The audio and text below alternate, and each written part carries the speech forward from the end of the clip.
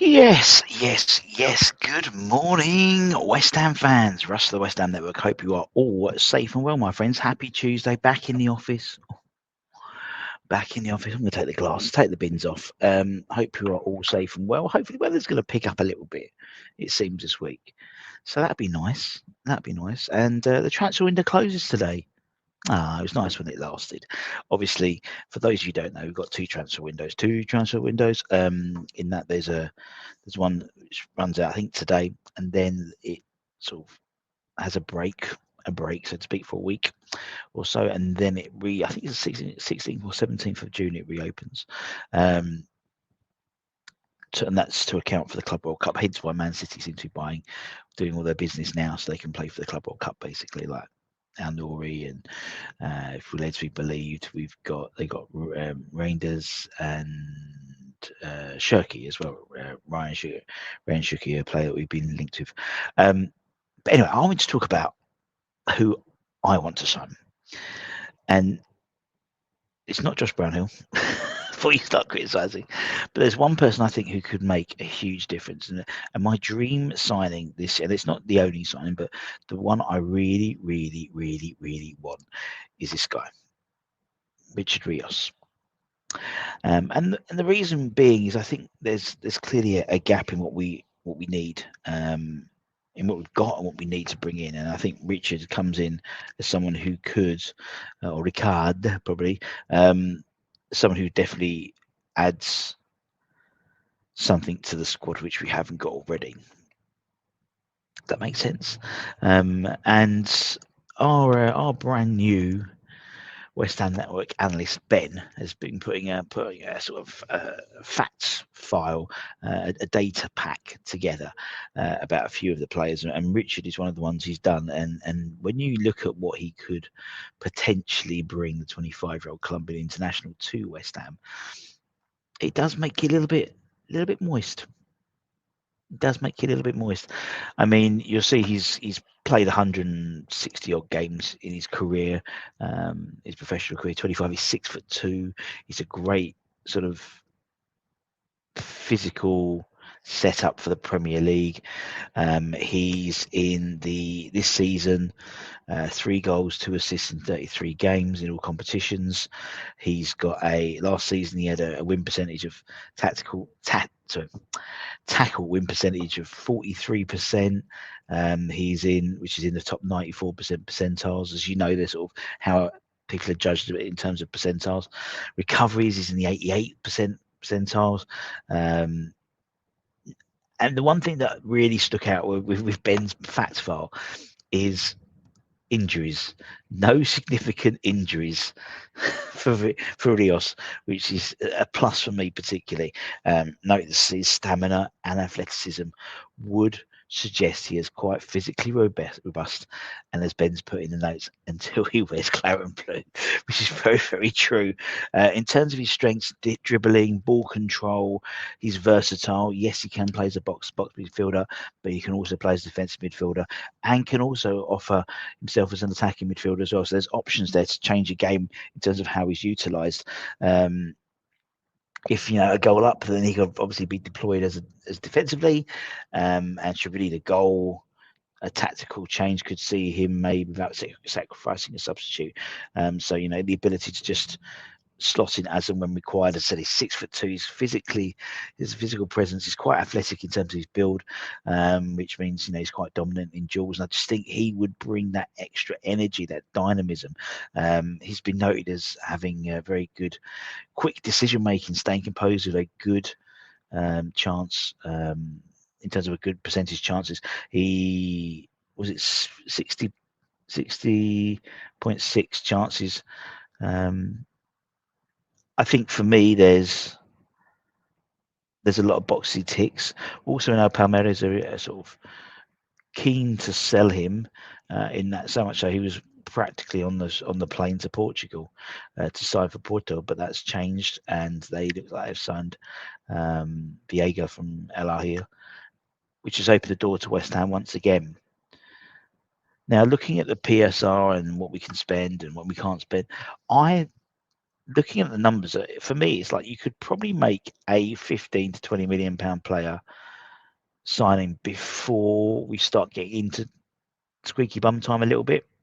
In that, based on what we can spend and what we look like we're going to be posting as a loss this year, there's about a 20 million pound play in that. So for me, that could suggest one signing, one sort of money signing, so to speak, before we have to sell to then reinvest. If that makes sense. And someone like Richard, from a work rate perspective, very high intensity off the ball, making him very effective in interceptions. There we go. He's not all perfect though. As you can see, from a goal scoring perspective, look at someone like Thomas Souček, how many goals he's scored. He's obviously Souček's time at West Ham, couple of 100 appearances, 30 odd goals I think for West Ham. His output is somewhat less. A relatively low conversion rate, 10% from shots. So he's got 33 shots this season, 3 goals, indicating slightly clinically, not very clinical in terms of in front of box, in front of the goal. However, it's how he's been utilised. If he's utilised as a box-to-box, if he's utilised as a defensive midfield player, you're not going to really. A lot of Souček's goals this season were where he's playing slightly more advanced as well. It's like almost as like a 10 when you've got Bowen and Kudus, and he was providing a sort of the aerial threat for the knockdowns. Other weaknesses, discipline as well. He has this very high intensity play style, so it may lead to fouls in sort of something like the Premier League, which is more fast paced than the Brazilian Serie A. And in terms of adaptability, can he adapt to the pace of the English game? He hasn't played in any major European leagues. It is a risk, bringing a player from overseas who hasn't played in the Premier League in terms of adjusting to the Premier League's intensity and sort of tactical demands. That could take time, and time is something that Potter does not have. I think if there's an early run of poor games, and that's obviously based on who we play as well. The Premier League fixtures, is it next week, I think, come out?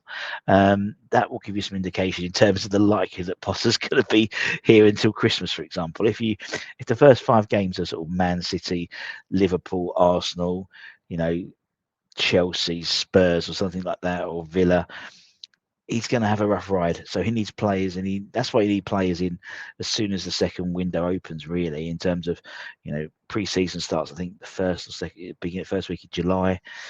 He needs the key sort of pieces in the puzzle by then. And I think Richard could be one of those pieces.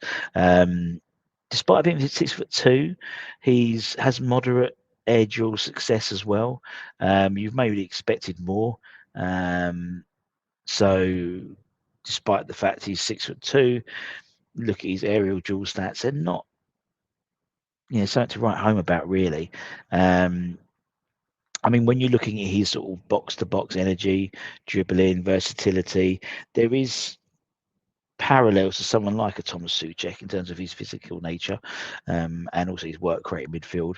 But for me, what Rios brings, which is something which you might not see necessarily on paper, or if you watch him and you see, maybe delve a little bit deeper into his stats, is he's well known for his dribbling and passing as well. So yes, you're getting someone in who may be seen as a Thomas Souček replacement, so to speak, but you're getting a lot more.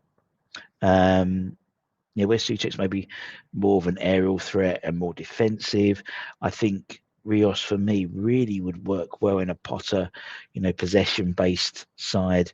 He looks for a good pass. Yes, we might be losing some creativity in the summer, but for someone like Rios, he could come in and not replace someone like 𝘿𝙍𝙀𝘼, but they're arguably more creative, better dribbler than someone like Edson Alvarez, for example. So not necessarily the complete midfielder, but you're getting quite close to a really, really, really good player.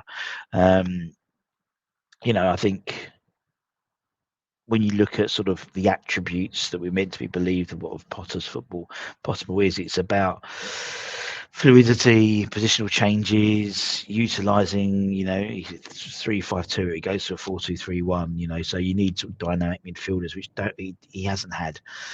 I think Rios would be someone who would come in and be that dynamic midfielder he would need. The passing range, the ability to sort of advance, play a line well with Potter's emphasis of building up from the back and attacking transitions. The fact that he can play as a 6, as an 8, and even as a 10 if really required. He has that sense of athleticism, technical ability, energy, which I think puts him far above the likes of James Ward-Prowse or even 𝘿𝙍𝙀𝙈. So for me, he's a very promising target who has the potential to significantly enhance West Ham's midfield. Dynamism, creativity could be absolutely ideal for Potter's system, which is why he's my top pick this summer. I just hope. The trouble is, though, all this could be applied to any decent Premier League side or any Premier League side, really. He would, at 25, is a great age to come in, particularly if we're led to be believed he's going to be available for maybe sort of 18.5 million quid, 18 to 20 million quid, which seems really, really good bit of business. There is the slight caveat about adjusting to the Premier League, but I think that's sort of a calculated risk you have to take. He's got the physical attributes to be able to do that, but then again, I just had that slight little bit niggling in terms of just his general sort of, we've seen it with 𝘿𝙍𝙀𝙈, his discipline and that sort of South American, particularly from combative midfielder, particularly in the Premier League, fast pace. You've got fast people going past you. If you're already sort of not well disciplined already, you're picking up yellow cards quite a lot, which is a potential issue, because you can't really build a side around a player who's going to be missing for half a dozen games a season because of suspensions, for example. Anyway, there we go. I just thought I'd give you my sort of views, and actually my views, and Ben, our new analyst, so he'll be providing lots of stats and lots of analysis about potential signings coming in, but also keep it throughout the season next year, keeping on top of how well our players are performing as well. So I hope you enjoyed that. A little bit of stat work, a little bit of stat, just to offer something a little bit different than just, I want to sign this guy. And there's sort of the facts why I think he'll be a very good player for West Ham. But will we sign him is another thing. We've been linked to over 110 players already this season, so this close season. So who knows? But keep an eye on the channel for that and more stats and profiles and things like that. And until next time, my friends, take care, stay safe, stay warm, stay humble, keep the faith. Let me know in the comments below. If you could buy one realistic target, who would it be? Who would it be? Let me know. I'll be fascinated to see. Let's get the conversation going in the chat. Take care. See you later. Potatoes. Much love.